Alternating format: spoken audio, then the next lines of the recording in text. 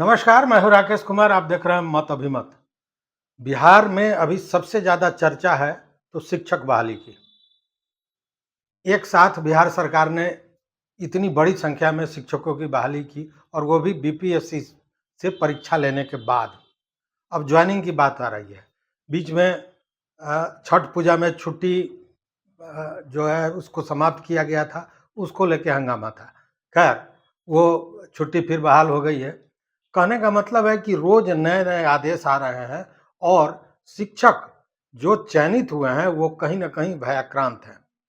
और इसको लेकर तो अभी चर्चाएँ चल ही रही थी, तभी कुछ वैसे मामले सामने आए हैं जिसको देखने के बाद लगता है कि कहीं यह शिक्षक बहाली भी राजनीति का एक हिस्सा तो नहीं था। क्या ये शिक्षक बहाली कंटिन्यू करेगी? क्या शिक्षक योगदान देंगे, पढ़ाएँगे? तमाम तरह की बातें हैं।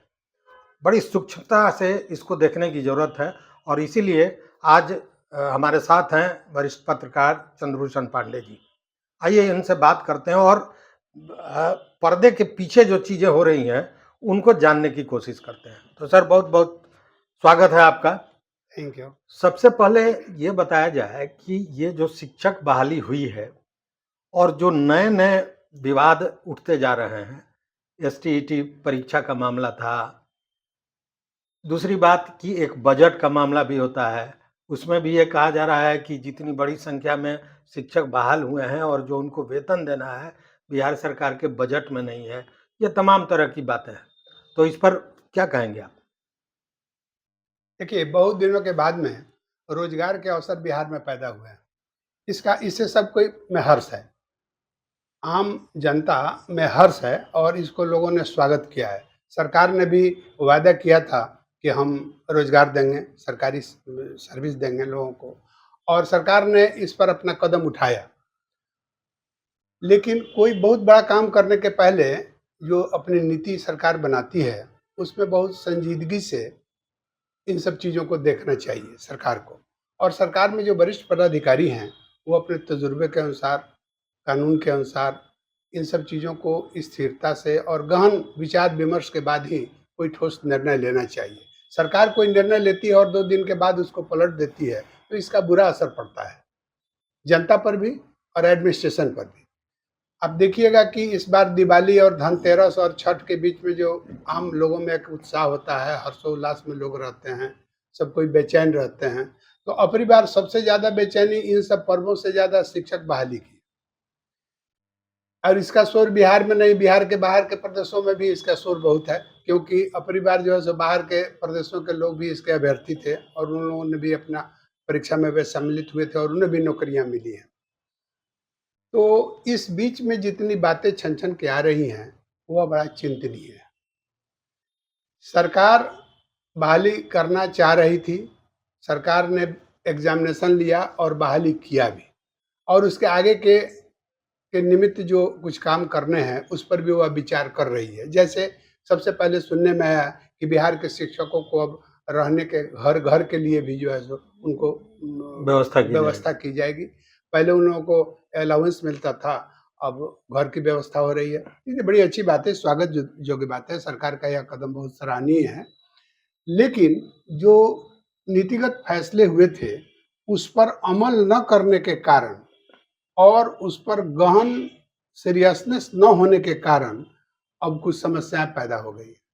लगता है कि यह बहाली कोर्ट में न चला जाए और अदालत में जाने पर इसका नतीजा कुछ नहीं निकलेगा और यह एक कही सुनी बात एक कहानी बन जाएगी।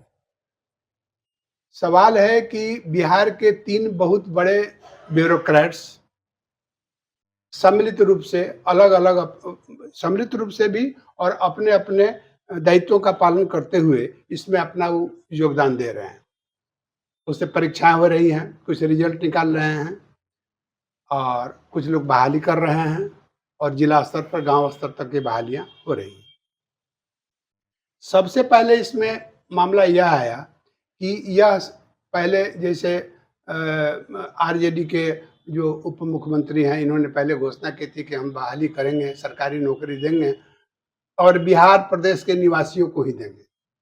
तो सबसे पहले इन लोग यह मामला इसको उन्होंने खुद खंडित किया, सरकार ने अपने वादे का उल्लंघन किया और न जाने किन कारणों से इन लोगों ने बाहर के प्रदेश के लोगों को भी छूट दे रखा कि आप हम जो बहाली कर रहे हैं उसमें आप योगदान दे सकते हैं। इसको लेके बड़ा हंगामा भी हुआ उसको था। लेकर के लोगों में बड़ा रिजेंटमेंट हुआ और लोगों ने इसका विरोध भी किया, लेकिन सरकार का निर्णय था कि नहीं, हम पूरे देश के लोगों को जो इसमें भाग लेना चाहेंगे, परीक्षा में बैठना चाहेंगे, उनको हम परीक्षा में बैठाएंगे और उनको नौकरी भी देंगे। ठीक है, ये अच्छी बात है। और लेकिन बिहार के लिए ये ज़्यादा यहाँ पर बेरोजगारी है, जनसंख्या ज़्यादा है, इन सब चीज़ों को देखते हुए ऐसा निर्णय स्वागत योग्य नहीं था। इन लोगों को, बिहार के लोगों को ही पहले प्रायोरिटी देनी चाहिए थी, लेकिन उन्होंने किया। यह कोई बहुत बड़ा मसला नहीं है। लेकिन जब यह मामला उठ करके आ गया कि बिहार के बाहर के जो अभ्यर्थी थे इस परीक्षा के लिए, इस पद के लिए, उन लोगों को रिजर्वेशन तक दे दिया गया। अभी लगभग 50 जो चयनित शिक्षक हैं उनकी सूची जारी करके मुजफ्फरपुर से यह कहा गया है कि इनको हटाया जाए, इसलिए कि उनको आरक्षण दे दिया गया है। जबकि जो बाहर के कैंडिडेट्स हैं, स्टेट के बाहर को, उनको सामान्य जो जाति होती है उस आधार पर उनको नौकरी देनी थी, लेकिन उनका चयन हो गया रिजर्वेशन के आधार पर। इसको लेके वो अवैध करार दिया जा रहा है। जिन अब जो सफल ये प्रतिद्वंदी थे, जो उम्मीदवार थे, वो एग्जामिनेशन पास कर गए हैं और सभी क्राइटेरिया को फुलफिल कर रहे हैं और उन्होंने योगदान भी कर लिया है। अब उनको नौकरी से हटाया जाएगा क्योंकि उनको बाहरी दूसरे स्टेट के हैं तो उनको रिजर्वेशन पर नौकरी दे दी गई थी, तो यह अब नियम का उल्लंघन हुआ। तो अब न जाने एक मुजफ्फरपुर डिस्ट्रिक्ट के अलावा जो ये इतने जिले हैं बिहार के, 25% बताया जाता है कि दूसरे स्टेट से हैं। तो 25%, तो 25,000 के लगभग हो जाएंगे। तो ये 25,000 कैंडिडेट जो सफल अगर हो गए होंगे, इसमें से आधा से ज्यादा हो गए होंगे अगर, तो समझिए कि ये इसकी संख्या जो है 12-13 हजार भी हो सकती है और वो ज्वाइन कर चुके होंगे। तो अब मुजफ्फरपुर के अलावा दूसरे जिलों में भी अब इसके छानबीन होगी। यहाँ जब छानबीन शुरू हो जाती है तो बरसों लगते हैं।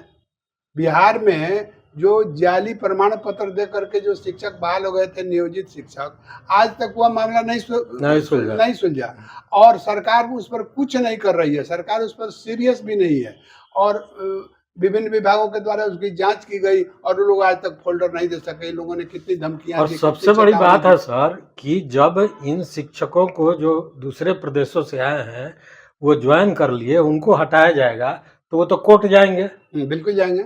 उनका आवेदन छांटा जाना चाहिए था, उनको परीक्षा पर ही नहीं देना की योग्यता थी उनकी।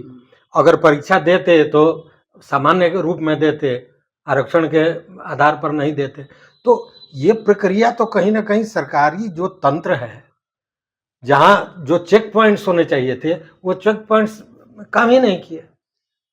इसकी जो छानबीन करने वाले लोग थे वो लोग अक्षम थे और वैसे ही अक्षम लोगों के द्वारा यह काम किया गया है। इसमें बड़े पदाधिकारियों को नहीं लगाया गया है। इसमें कंप्यूटर ऑपरेटर जितने हैं उन्हीं लोगों पर यह छोड़ दिया गया है और उन लोगों को जो समझ में आया सो लोगों ने किया। वो तो खुद जो है सो कॉन्ट्रैक्ट पर सर्विस कर रहे हैं 13-14 हजार पर, तो उनको था जहाँ यह कागज है कि नहीं है, देख लिए कागज है, वो किसी साल का हो लेकर के उसको लगा दिए। कानून में क्या क्या रोक है इस पर उनका ध्यान कभी नहीं रहा, तो उनको जानकारी भी नहीं थी। तो यह इंस्ट्रक्शन उसी समय देने चाहिए कि हाँ साहब इस चीज को, सब चीज को जो देख लेना है, इनको नहीं रखना है, इनको रखना है। या कुछ नहीं हुआ, एकदम जो है सो हड़बड़ में समूचा चीज को करते लोग चले गए। तो सबसे पहले तो समस्या भी रिजर्वेशन का हो गया है और इसकी छटनी कैसे होगी, इसका समाधान इसका कैसे होगा अब पता नहीं। न्यायालय में गया तो मामला समूचा लेके लटक जाएगा। दूसरी बात, बिहार में बिहार पब्लिक सर्विस कमीशन के द्वारा जो शिक्षक भर्ती का एग्जामिनेशन लिया गया और उसमें जितने उत्तीर्ण अभ्यर्थी थे जो उत्तीर्ण हो गए हैं, तो उनको फॉर्म भरने में जो ऑनलाइन फॉर्म फिलअप किया गया था उसमें पहले से इंस्ट्रक्शन दिया हुआ था। इंस्ट्रक्शन यह था कि जो CTET पास होंगे। एग्जामिनेशन पास किए होंगे सेंट्रल गवर्नमेंट का, वे इसमें अप्लाई कर सकते हैं। दूसरा था जो एसटीईटी है, जो एसटीईटी में उत्तीर्ण हो गए हैं और 19 तक उत्तीर्ण हुए हैं, 19 के एग्जामिनेशन में मतलब 2019 के परीक्षा तक जो उत्तीर्ण हुए हुए हैं हैं वही अप्लाई अप्लाई करेंगे। कर सकते हैं। यह रखा गया था, हम्म। यह उसमें डायरेक्शन में था कि वहीं अप्लाई करेंगे। तो इसमें जब फॉर्म फिलअप होने लगा तो यह एक दूसरे से लोग पूछने लगे जे अगर हम एसटी एसटी पास हैं तो अप्लाई कर सकते हैं लोग। सामान्य लोगों को तो यह कानून मालूम नहीं था, ना उन्होंने फॉर्म देखा था, तो लोग कहते हाँ अप्लाई करना चाहिए, अगर पास है तो आप अप्लाई कर सकते हैं, उसमें कोई दिक्कत नहीं। बहुत लोगों ने ऐसे अप्लाई कर दिया कि हम एग्जामिनेशन दिए हुए हैं, इसलिए हमको जो हम अप्लाई कर रहे हैं, और उसका भी एप्लीकेशन स्वीकृत कर दिया गया। अच्छा, और इस बीच में क्या हो गया कि बिहार स्कूल एग्जामिनेशन बोर्ड के जो पदाधिकारी हैं उन्होंने ये एसटीईटी का एग्जामिनेशन अनाउंस कर दिया 23 में इस बार। हाँ, जब ये एग्जाम बीपीएससी से जब ये निर्णय हो चुका था कि अब इन लोगों का बीपीएससी एग्जामिनेशन लिया जाएगा, इसी बीच में उन्होंने एग्जामिनेशन की डेट की घोषणा कर दी, एग्जामिनेशन लिया और एकदम तड़फड़ में जो है सो उसका रिजल्ट भी जो है सो वेबसाइट पर डाल दिया। यहाँ तक कि बीपीएससी के एग्जामिनेशन का रिजल्ट निकलने के पहले वो अपना रिजल्ट निकाल करके डाल दिया वेबसाइट पर। अब जितने लोग एग्जामिनेशन दिए थे 23 का एससी का, इन लोगों ने अब वेबसाइट पर आ गया तो इन लोगों के पास सर्टिफिकेट हो गया कि हम पास हैं। आज जब एग्जामिनेशन वेरिफिकेशन शुरू हुआ डॉक्यूमेंट का, तो उन्होंने देखा कि देखिए अब वेबसाइट पर हमारा है एमएससीटी पास है, तो उनको भी मान लिया। तो ये मानने वाले कौन थे? जो बैठ करके कागजों का परीक्षण कर रहे थे वो वही थे, कंप्यूटर ऑपरेटर। तो उन्होंने देखा कि हाँ इनके पास है, ये पास किए हुए हैं, डाल दिया कि हाँ इन्होंने पास किया है। अब उस शर्त को भूल गया कि 2019 के पहले का होना चाहिए या 2019 तक का होना चाहिए। तो उसको भी डाल दिया। अब वो भी ज्वाइन कर लिया, कुछ ज्वाइन करने वाले हैं, कुछ ज्वाइन कर लिए। अब ये मामला आगे बढ़ रहा है, तो ये मामला तो फंसेगा या क्योंकि नियमावली के तहत तो वो एलिजिबल नहीं है। तो इन सब चीजों का रोक तो आपको अपने स्तर पर पहले करना चाहिए था, तो आपने कहीं रोक नहीं किया, परीक्षण में कहीं इसको आपने जो है पकड़ा नहीं। तो इंस्ट्रक्शन आपने जांच करने वालों को क्या दिया था? जो जिले जिले में भीड़ जमा करके जांच हो रही थी, उसमें बताना चाहिए ना जी इन चीजों को देख करके आप ऐसा कीजिए। तो डिस्ट्रिक्ट लेवल पर ऐसा कोई सीरियसनेस नहीं था, आया कि हाँ जांच करना है, जांच हो रहा है, लाइन लगाए हुए हैं लोग, 2-2 दिन लाइन में रह करके लड़के लड़कियां जो है सो अपना कागज जांच करा रही थी, मिनट एक में दिखाता था और वो अप्रूव कर देते थे, हो गया बात खत्म। अब उनको जो है डाल दिया गया कि उनका पोस्टिंग कहाँ हो रहा है, तो उनका पोस्टिंग अब हो गया, वहां से ऊपर से पोस्टिंग हो रहा है और वो अपना कागज लेकर जा रहे हैं। तब मामला यह उठ के खड़ा हुआ है कि यह तो बहुत बड़ी गड़बड़ी हुई है, और यह गड़बड़ी नीचे के स्तर पर नहीं हुई है, यह जो निर्णायक जो 3 बड़े पदाधिकारी हैं बिहार के, उन्हीं लोगों के स्तर पर यह गड़बड़ी हुई है। एक दूसरे को नीचा दिखाने में यह सब कार्य हो रहा है, और वो लोग धमकी दे रहे हैं कि हम लोग एफआईआर करेंगे इसके बाद में, ये बात लोग बोल रहा है। तो सवाल है कि वो एफआईआर क्या करेंगे? अब तो एफआईआरों का तांता लगेगा अभ्यर्थियों के द्वारा, शिक्षकों के द्वारा, बिल्कुल, और कोर्ट में जो है एक केस के बदले 100 केस होगा। तो अब वो क्या होगा, उससे क्या स्थिति पैदा होगी और कैसे झमेला में पड़ेगा, वो तो अब समय आने वाला समय बताएगा जी क्या हो रहा है। अच्छा सर, इसमें देखिए जो भ्रांतियां पैदा हो रही हैं या जो गलतियां हुई हैं, और उससे भी बड़ी बात है कि रोज जो नियमावली बदला जा रहा है, नियमावली नहीं उसको कहें, रोज एक नया आदेश थोपा जा रहा है, इसको लेकर एक भय व्याप्त हो गया है। अभी देखा गया होगा छुट्टी को लेके, फिर तमाम तरह की बातें। तो अभी एक सूचना मिल रही है कि दरभंगा में लगभग 700 से ज्यादा शिक्षक चयनित हुए, उसमें से लगभग 70 शिक्षक ऐसे हैं जो ज्वाइन नहीं कर रहे हैं। उनका कहना है कि ये टीचर बनने से बेहतर है कि जब हम बीपीएससी से पास कर लिए हैं, मतलब योग्यता है, तो हम दूसरे किसी चीज की परीक्षा दें। टीचर बनना मतलब अपने आप को, भविष्य को बर्बाद करना है, ये सोच हो रही है। बताइए इस पर, ये क्या स्थिति बन रही है? पूर्वी चंपारण में भी ऐसी बातें सुनने में आ रही है। जी। कि बहुत सारे लोग जो बीपीएससी एग्जामिनेशन क्रैक करके जो आ गए हैं और वे योग्य अब शिक्षक हो गए हैं, तो वो अपनी सेवा में जाने को तैयार नहीं है। उनको एक कॉन्फिडेंस हो गया कि हम बीपीएससी के एग्जामिनेशन क्रैक करके आए हैं, है ना? तो जब हम मास्टर के लिए कर सकते हैं, तो हम दूसरे सिविल सर्विस के लिए भी कर कर सकते सकते हैं। हैं, बिल्कुल। तो इसके लिए हम अब तैयारी करें कि अब बीपीएससी का दूसरा एग्जामिनेशन दें और सिविल सर्विस में जाएँ। ऐसे लोग भी हैं जो इसमें परीक्षा में बैठे हुए थे और वे सेवा में जाने के लिए तैयार नहीं हैं, ऐसे लोगों की संख्या है। तो सर, कहने का मतलब है कि जो स्थितियाँ बन रही हैं, उससे तो यही लगता है कि नीतीश कुमार के जो ये 3 बड़े साहब हैं, जिसमें रोज़ आप आदेश देखते होंगे के पाठक जी का, इधर बीपीएससी के अतुल कुमार हैं, शिक्षा बोर्ड के आनंद किशोर जी हैं, जिन्होंने एसटीईटी का परीक्षा लिया था, और तमाम चेकलिस्ट जहां आवेदन का को देखना चाहिए था कि ढंग से वो भरा गया है कि नहीं, जो योग्यता की जरूरत थी वो है कि नहीं, और इवन जब ये लोग सर्विस में चयनित हो गए और तब जब डॉक्यूमेंट्स वेरिफिकेशन हुआ, यहाँ तक गलती हुई है। तो गलतियां तो लगातार होती जा रही हैं। इस स्थिति में जैसा आपने कहा कि एक नहीं, जब ये हटाए जाएंगे, क्योंकि है तो नियम के विरुद्ध, तो हटाए जाएंगे, और हटाए जाएंगे तो एक नहीं सैकड़ों केस होगा। तो क्या ये शुद्ध राजनीतिक इसको कार्य नहीं कहा जा सकता है क्या, कि कहीं केवल हम नौकरी दे रहे हैं इस आधार को संपुष्ट करने के लिए? आंख में धूल झोंकने जैसी बात है, क्योंकि जब मामला सब जुडिस हो जाएगा तो सारी चीजें धरी की धरी रह जाएंगी। मुख्यमंत्री नीतीश कुमार जी इस बात से बहुत खुश हैं। उनको इस बात का गौरव है कि हमारे समय में हमने 1.25 लाख शिक्षकों की बहाली कर दी और कर नहीं दी, और दूसरा खेप और तीसरा खेप भी होने वाला है, बहालियाँ होने वाली हैं। उसके लिए भी तैयारी शुरू हो रही है। तैयारी शुरू हो गई है और जो अभ्यर्थी हैं उसमें लग गए हैं। तो ये तो एक अच्छी बात थी।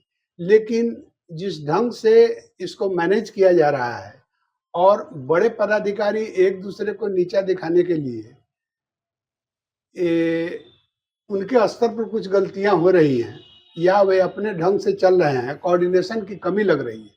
बड़े पदाधिकारियों के बीच में अगर कोऑर्डिनेशन रहता, तो ऐसी स्थिति उत्पन्न नहीं होती। अगर सामूहिक निर्णय लोग लेते, तो बहुत अच्छी बात होती। कितने लोगों को सरकारी नौकरी मिल जाती, स्कूलों में व्यवस्था बन जाती, पढ़ाई-लिखाई शुरू हो जाता। तो असल में इसमें एक चीज़ जो है, वो बहुत जोरदार ढंग से आ रहा है कि ये ऊपर में कोऑर्डिनेशन की कमी है और कोऑर्डिनेशन के कमी के कारण यह सब चीज़ सामने आ रहा है। समस्याएँ सब सामने आके खड़ी हो रही हैं। और आम लोग तो यह नहीं चाह रहे हैं कि कोई समस्या खड़ी हो। आम लोग चाहते हैं कि जिनको नौकरी मिले है, जिनके घर के बाल-बच्चों को नौकरी मिली है, वो उनको नौकरी मिल जाए, वो अपनी सेवा में लग जाएँ, काम चलने लगे, तो इससे ज़्यादा लोग संतुष्ट होंगे, ज़्यादा खुशी की बात होगी और स्कूलों में शिक्षा व्यवस्था बदल नहीं, जाएगी। आम आदमी सराह रहा है। हाँ। जिनके यहाँ नियुक्तियां हुई हैं वो सभी लोग खुश हैं। हैं। लेकिन जब इस तहत जो गड़बड़ियां हुई हैं उसके तहत हटाया जाएगा, तो स्वाभाविक है कि जो वर्षों से इंतजार कर रहा था नौकरी, वो नौकरी मिल जाए और तब उसको हटाया जाए, तो शांत तो बैठेगा नहीं, कोर्ट जाएगा ही जाएगा। इस प्रोसेस में शुरू से गलतियां हुई हैं और गलतियों को स्वीकार न करना अच्छी बात नहीं है। एग्जामिनेशन के जो क्वेश्चंस थे, उस क्वेश्चन ही गलत था इटसेल्फ। वैसे भी कई मामले सामने आए हैं। इसका जो मैनेजमेंट था, जो ऊपर में, उसमें कोऑर्डिनेशन की कमी के कारण और सीरियसली नहीं लेने के कारण ये सब समस्याएं हम लोग के सामने आके खड़ी हो रही है। सरकार के सामने यह समस्याएं खड़ी हो रही है और विपक्ष जो है, वो विपक्ष को तो मुद्दा चाहिए, तो समय मिल रहा है उसको समय मिल रहा है, चुनाव का समय है और एक तरफ वो देख रहा है कि इतने रोजगार देकर के डंका बजा रहे हैं, तो वो लोग जो है सो भीतर से कुपित हैं। तो वो लोग अपना मतलब कि इन सब चीज़ों को लेकर के वो आगे बढ़ेंगे। देखिए कि दिवाली में छुट्टी कैंसिल कर दिया गया था, छठ का छुट्टी कैंसिल कर दिया गया था। जब आप सरकारी आदेश निकाल करके छुट्टी को कैंसिल कर रहे हैं, उस समय यह सीरियसली सोचना चाहिए कि छठ जैसे चीज़ में, दिवाली जैसी चीज़ में अगर हम छुट्टी नहीं देते हैं तो इससे बड़ा रिजेंटमेंट होगा। और ये डेमोक्रेसी का मतलब यह नहीं होता है। तो ये तुगलकी आदेश जारी नहीं करना चाहिए। तो आप ऐसा आदेश जारी करने के पहले अगर विचार किए रहते, सोचे रहते, समझे रहते, तो ये आदेश जारी होता ही नहीं। और आदेश जारी करने के बाद में अगर इसको आप फिर से कैंसिल करते हैं तो लोग कहता है कि उनको बैकफुट पर रह जाना पड़ा, है ना? तो ये शिक्षकों की जीत हो गई। इसमें जीत और हार का कोई जगह नहीं है। इससे कुव्यवस्था फैलती है। बिल्कुल। कहने का मतलब यही कहा जा सकता है कि ये बड़े पदाधिकारी अपने नाक की लड़ाई में हाँ, नीतीश कुमार का जो सोच है शिक्षा को आगे बढ़ाने का, हाँ, उसको डुबो रहे हैं। डुबो रहे हैं, दूसरा कुछ नहीं, दूसरा कुछ नहीं। इसका निर्णय यही निकला, हाँ, हाँ, इसका निर्णय यही है। यही तो देखिए मित्रों, अब आगे क्या होता है, चूंकि जो गलतियां सामने आई हैं उसका सुधार कैसे होता है, क्या वो शिक्षक जो नियम के विरुद्ध उनका परीक्षा हुआ, उनकी बहाली हुई, वो ज्वाइन भी कर रहे हैं या कर लिए हैं, उनका क्या होगा, एक बड़ा प्रश्न है। लेकिन उससे भी बड़ा प्रश्न है यह जानना कि इसका दोषी कौन है, और अगर दोषी है तो उसको सजा क्या मिलती है। तो देखते रहिए मत अभिमत। बहुत बहुत धन्यवाद, कोटि आभार।